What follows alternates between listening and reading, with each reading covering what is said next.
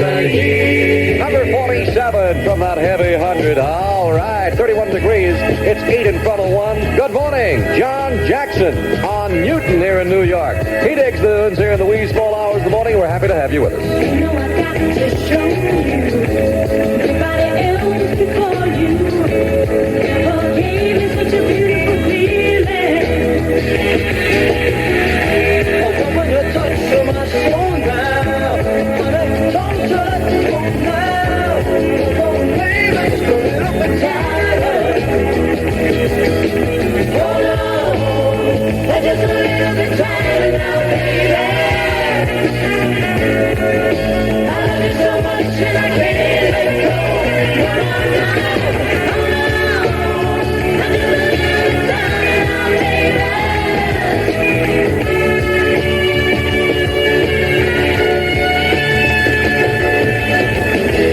Love is so surprising.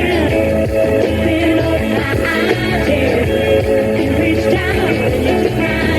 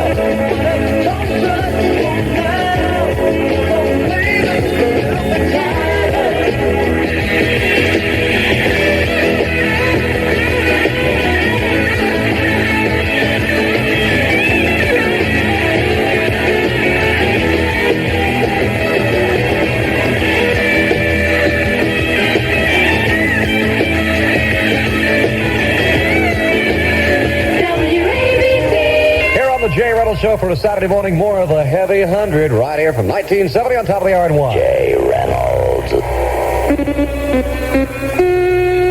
This is news from American Contemporary Radio, and I'm Bob Scott in Los Angeles. The Pentagon in for a cutback. Details on that story in 60 seconds.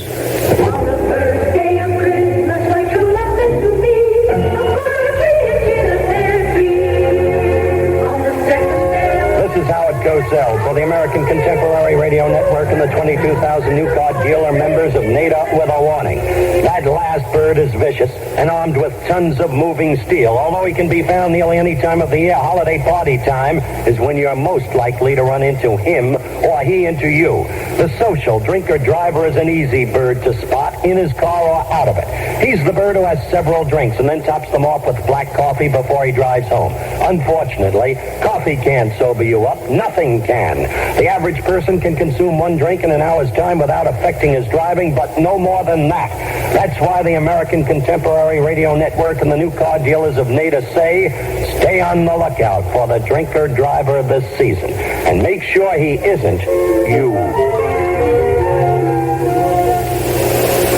ABC correspondent Duff Thomas says he's learned the Defense Department is planning a big layoff during the next 6 months. Thomas quotes sources as saying the total unemployment figure from the cutback could run as high as 300,000 people. That figure includes jobs lost in businesses working on defense-related projects.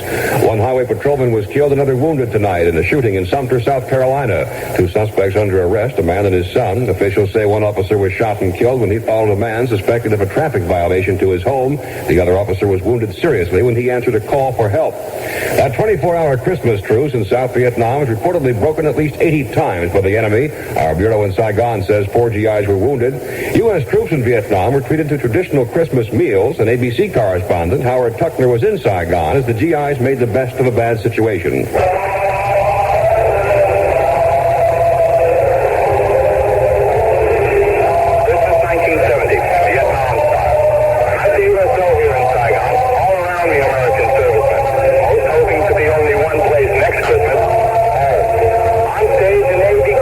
Brings the servicemen a little closer to home.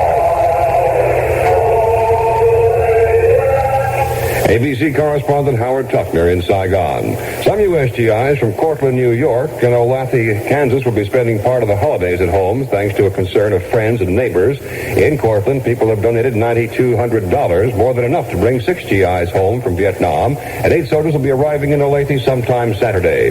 In his Christmas message, Pope Paul VI said, unless all men consider themselves brothers, the world will never be free of hate, selfishness, and war.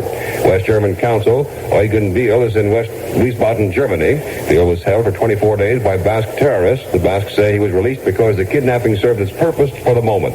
Officials in Rio de Janeiro say some of those prisoners named as ransom for the West German ambassador there will not be released because they don't want to leave Brazil. Congressman L. Mendel Rivers is still recovering from heart surgery in University Hospital in Birmingham, Alabama. We asked hospital official Paul Mudge for Rivers' condition. He's becoming more and more used to the valve that was put in, and the overall future picture looks very good. And I would say that in place of saying extremely serious, like we have been the last week or so, I would say bordering on satisfactory. Paul Mudge of University Hospital in Birmingham, Alabama. Doctors say Rivers would have been an invalid without the artificial valve in his heart. The Defense Department says a Navy unit is in South Vietnam studying the possibility of using porpoises for what they call surveillance and detection. The details of the operation are classified. 6 people rescued today off the coast of Cuba in a joint effort by the U.S. Coast Guard and Cuban officials. The converted PT boat ran aground and was in danger of sinking. A Coast Guard helicopter took the people to a hospital in Miami. They're in good condition. George Wallace says he'll marry again. The new Mrs. Wallace will be Cornelia Snively. Wallace's first wife died in 1968. And that's the report that's making contemporary news. News before the hour, a service of ABC News.